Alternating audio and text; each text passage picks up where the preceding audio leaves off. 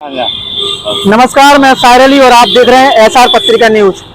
जैसे कि आपको पता है, मध्य प्रदेश में चुनावी बिगुल बज चुका है और चुनाव की सरगर्मियां तेज नहीं बल्कि सर के ऊपर हो गई हैं।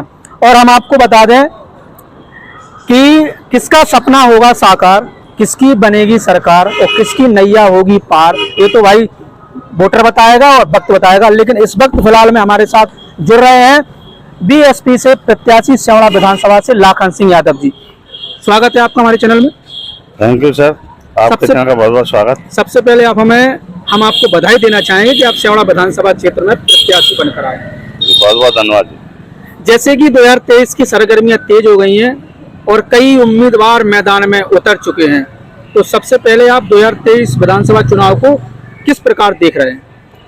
देखिए, जो प्रत्याशी हमारे सामने हैं उनकी करनी और कथनी में जो अंतर है वो पब्लिक को भली भांति मालूम है। बीजेपी से जो प्रत्याशी हैं प्रदीप अग्रवाल जी, जो पिछली बार विधायक रहे, लेकिन मैं मानता हूं कि उन्होंने सिर्फ एक ही वर्ग या बड़े लोगों को जो भी काम हुए, जो भी उनका जो व्यू है, उनकी जो कार्यशैली है, वो बड़े लोगों के लिए, छोटे वर्ग और दलित के लिए उन्होंने ना कोई काम किया और ना वो उनकी ऐसी मंशा है कि वो करना चाहते हैं। और हमारे जो दलित है, एसटी, एससी, ओबीसी के जो लोग हैं, उनका विश्वास प्रदीप अग्रवाल से पूरी तरह उठ चुका है। दूसरे वर्तमान विधायक माननीय घनश्याम जी है, तो हमारे दलित, ओबीसी, एसटी के लोगों ने बड़ा भरोसा करके और उनको जिताया था, मगर वही हाल जो प्रदीप का था वही घनश्याम सिंह जी का रहा।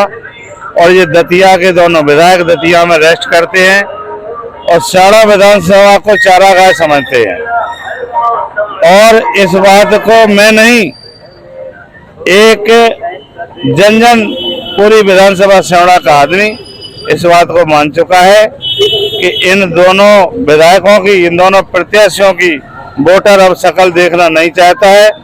और ये 17 नवंबर को विधानसभा का वोटर बताएगा कि जो तुम्हारी करनी क्या है और कथनी क्या थी, और इसका जवाब जनता 17 नवंबर को देगी, ऐसा मेरा मानना है। जैसे कि अभी आपने कहा कि प्रदीप अग्रवाल जी जो कि दलित वर्ग हैं और ये जो है आपने कहा कि बड़ी जाति के नेता हैं, तो भारतीय जनता पार्टी को कहती है कि हम सबका साथ और सबका विकास करने वाले हैं। वहीं भारतीय जनता पार्टी का ये नारा भी हो, भारतीय जनता पार्टी का कहना भी हो। देखिए, भारतीय जनता पार्टी की जो करनी और कथनी है वो स्पष्ट है।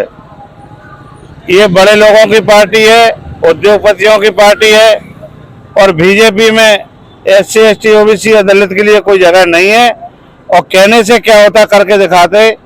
आज 18 साल बीजेपी यहाँ शासन में रही, जो गरीब था वो आज आत्मदाह कर रहा है, किसान मर रहा है, किसान गोलियां खा रहा है, महंगाई से लोग परेशान हैं।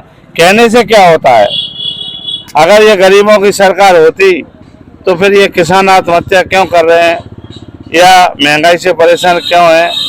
ये भाजपा की जो नीति है वो स्पष्ट है कि 4.5 साल की लूट और 6 महीने की छूट।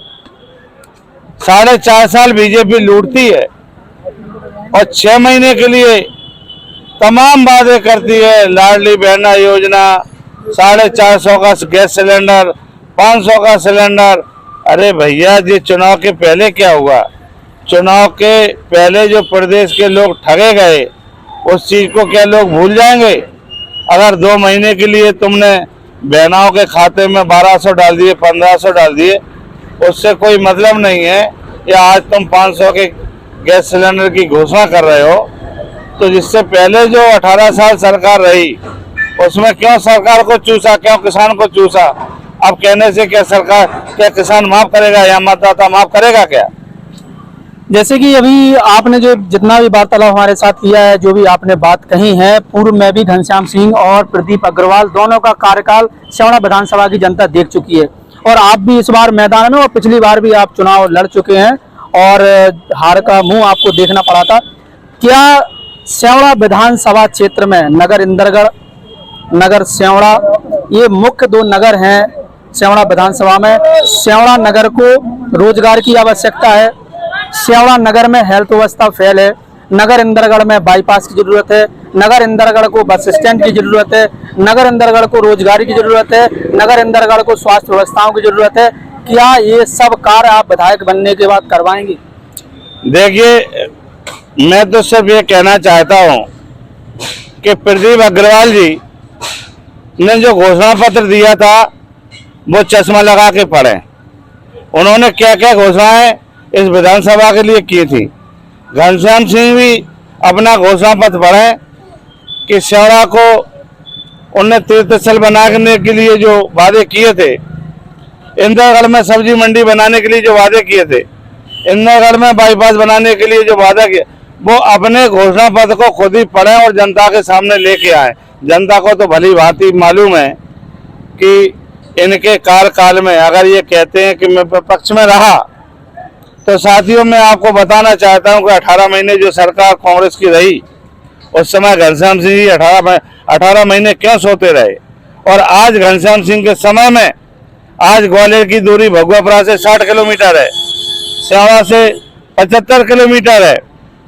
तो आज यहाँ का निवासी जो 3 पुल ढह गए हैं, उनमें एक बार भी घनश्याम सिंह ने कोई धरना दिया हो, घनश्याम सिंह ने कोई विधानसभा क्वेश्चन लगाया हो, घनश्याम सिंह ने कोई पहल की हुई तो जनता के सामने है कि आज ग्वालियर जाने के लिए जनता को 150 किलोमीटर का सफर तय करना पड़ रहा है।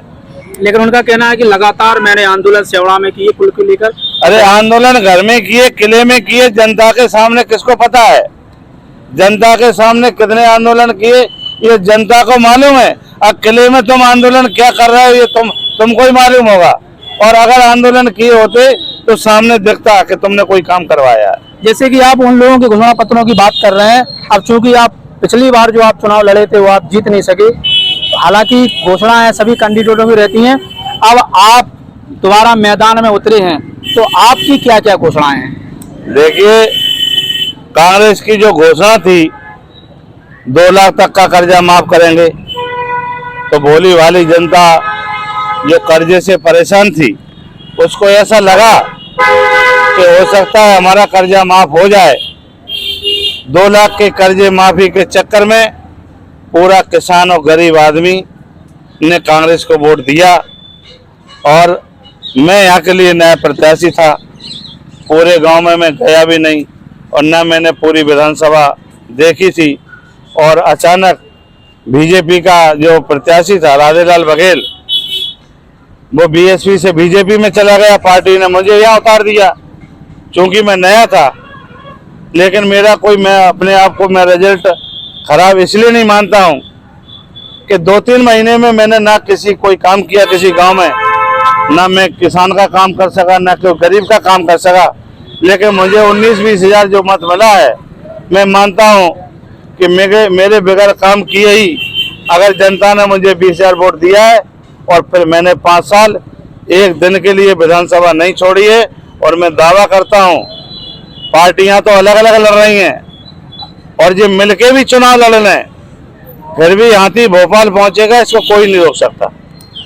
जैसे कि आपने सुना, हमारे साथ जुड़े हुए थे लाखन सिंह यादव जो कि बीएसपी से सेवड़ा विधानसभा से उम्मीदवार हैं और इन्होंने एक बहुत बड़ा दावा किया। इन्होंने कहा है कि चाहे सारी पार्टियां मिलकर लड़ लें, इस बार भोपाल जाने से हाथी को कोई नहीं रोक सकता है। देखते हैं आगे कौन होता है हाथी का साथी। अब देखते हैं किसकी बनेगी सरकार प्रदेश में और विधानसभा में कौन विधायक बनके भोपाल जाएगा। हम आपको दिखाते रहेंगे। चुनावी अपडेट देखने के लिए देखते रहें एसआर पत्रिका न्यूज।